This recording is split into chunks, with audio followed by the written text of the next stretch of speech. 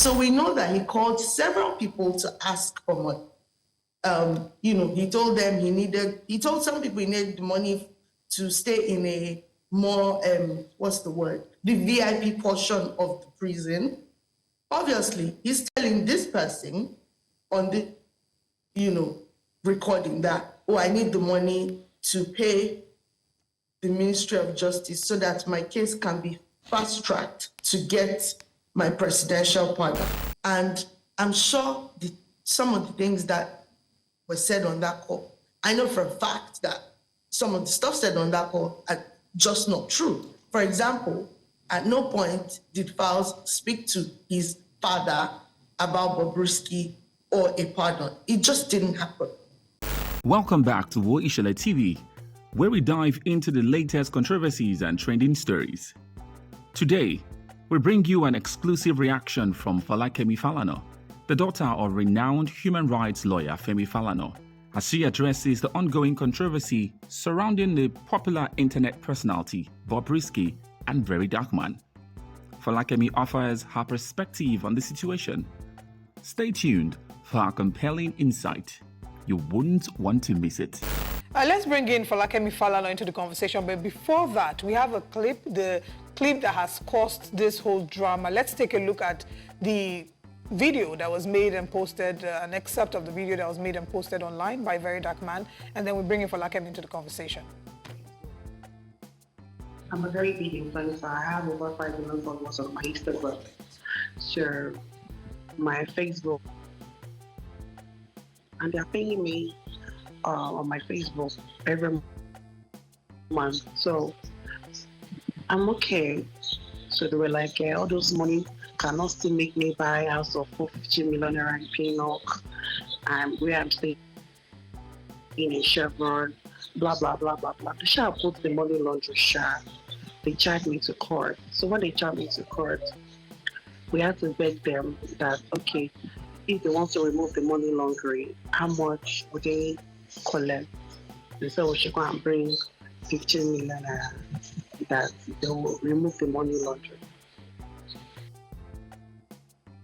Unfortunately, we can't take all the whole clip now, but there was, of course, the clip where Falz the bad guy was mentioned, and there were certain allegations that was also made about Leonard S.C. and Femi Falana. And today we have Femi Falana once again joining us. Thank you so much for joining us. I think the question that I'll be asking first will be your reactions to this when you first heard the story. Your reaction first as sister to Falz the bad guy and daughter to your father, of course, Femi Falana, and of course, as a lawyer with Falana and Falana.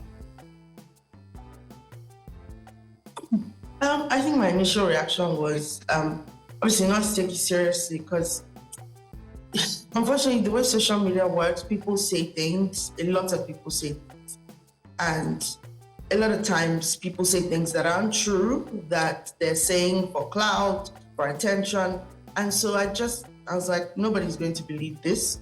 But then because also this Verydarkman fellow he's always, notoriously saying things, sometimes true, sometimes not. So I was like, I think people know this guy is notorious. I don't think anybody's really going to believe this, But, the more it played out, the more bizarre it got.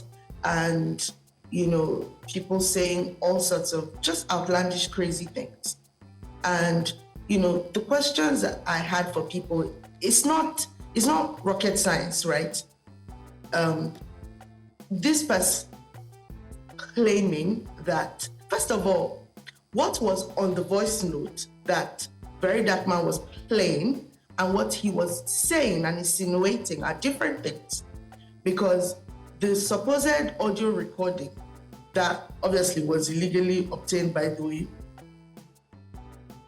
Bobrisky obviously asking this person for money, saying that, I need so and so amount of money because I've been told that, the only way to get out of this ruckus is to get a presidential pardon.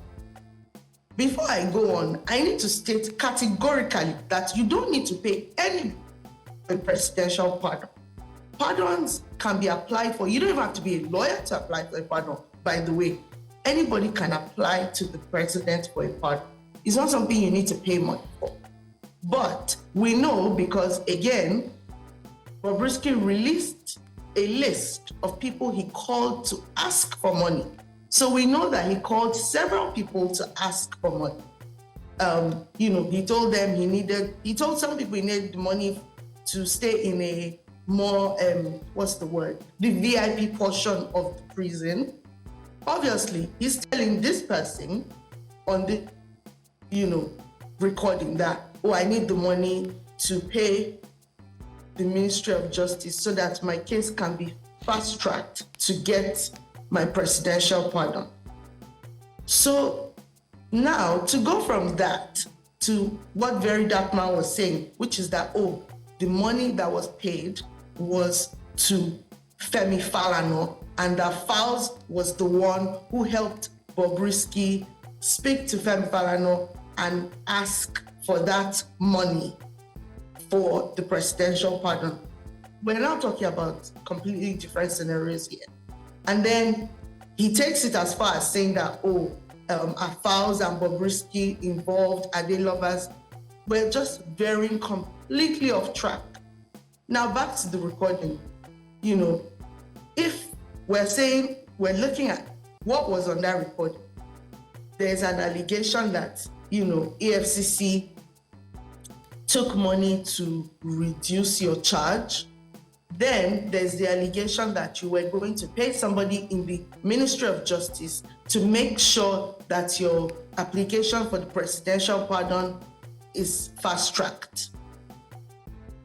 And then we're now talking about what Verydarkman said, which is that, Falz reached out to Bobrisky, helped him organize this and this and that. It's a whole mess, a lot of allegations, and when you are, throwing around these kind of allegations, you have to have evidence. And I would think any reasonable person, knowing that there are laws against defamation, before coming on the internet to say, this person said this and this and this, or did this, or fast-tracked this, or helped this person achieve this, before saying all that, I would believe that you would have hard proof or evidence before you do something like that. But of course, not everybody thinks things through before they do them right. So now, as you know, both Falz and, my dad have come out to say, first, my dad has said, I never spoke to Bobrisky. I have never spoken to Bobrisky. I barely know who Bobrisky is. I just know that he's some social media personality that you people are talking about. I have no idea who Bobrisky is. I never spoke to him. Nobody, spoke to him on my behalf. Not by proxy, not directly. No communication with this guy. Secondly, Falz said, I heard from Bobrisky, but it was to ask for 3 million naira from me to be placed in the VIP section of prison. I had no idea that Bobrisky was trying to pay for a presidential pardon. He never discussed that with me. So you see that the issues are completely different. And so we're now in defamation territory because we heard the portions of the voice notes that Verydarkman played. And what he said, two different things. All right, let's Why quickly... are you defaming people?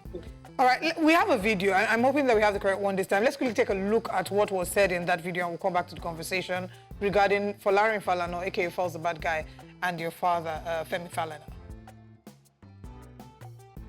I had to call Elele again because there's nobody for me to call. Elele gave me 2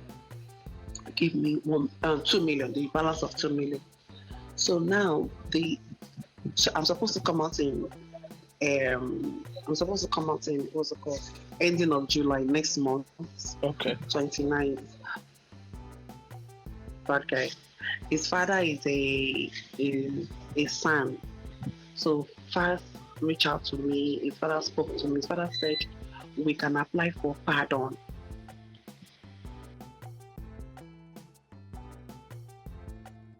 This is not really the full video. I remember that at some point he had said something in line with asking, why Falz was in a way maybe supporting him and saying something in the line of Falz's song, That's, of course, quoting the line where he talked about people criticizing homosexuals. Some of the reactions that we've seen to that is people saying that he did not outrightly call him that, and he did not outrightly say that they had a thing. So talk to us about your claims, what Falana and Falana is asking. You've asked for a retraction of that statement, and you've asked for an apology, which it doesn't seem like you'll be getting. So talk to us about the defamation aspect to it and what the next steps are, seeing as there might not be any apology. I mean, again, speaking about the defamation, he clearly said, our files and Bobrisky involved. We don't have all day to dissect the video, but if anybody has time, go on the internet, the video is there. He said at some point in the video, our files and Bobrisky involved, and then he quoted the portion of Falz's song where Falz talks about persecuting homosexual people. And he said, oh, is this why you released that song? What are Falz and Bobrisky doing together? Are they involved? So there's no confusion as to whether he insinuated that or not. Now, we wrote him, gave him the opportunity to retract the statement and apologize. Instead of apologizing, he came back online, did a video saying, I did not, I could never insult. First of all, on his previous videos, he said, Femi Falana, I'm disappointed in him. How can he be involved in this? Blah, blah, blah. And then he comes back and is like, oh, I really respect Uncle Femi. I can never insult him. Somewhat doubling down, but also not apologizing. It wouldn't have cost you anything to say, okay, maybe I got a bit carried away. I didn't get my facts right, and I didn't mean for this to cause all this ruckus. I'm sorry. 2 seconds would have cost you to do that. But of course, you're chasing clouds, you're trying to maintain, a persona, you want the attention, that's okay. Obviously, the next steps that we're looking at is, going to court, because at the end of the day, people work really hard to build their reputations, and you cannot just wake up one day and decide because, you think you're popular on the internet, you are going to come and throw all that hard work away. All right, kindly hold on. Welcome back. As we wrap up the conversation, we still have Femi Falana joining us. And a lot has been said this morning, Femi, and we'd like to know what your final thoughts are. I mean, you've said that this is obviously like a case of defamation. The number of people who have made certain statements regarding what should have been done, what shouldn't have been done. So many people who have become lawyers in this day and age because of this situation. But what would you say your final thoughts regarding this story are? I mean, there's so many questions here.